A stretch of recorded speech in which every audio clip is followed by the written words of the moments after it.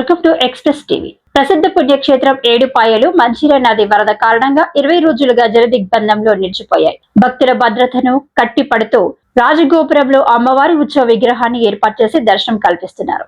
గుడి ముందు 3 పాయలు కలిసేవే ఒకే పాయగా, గుడి వెనుక 4 పాయలు కూడా కలిసి ఒకే పాయగా మంజిర నది ఉధృతంగా ప్రవహిస్తుంది.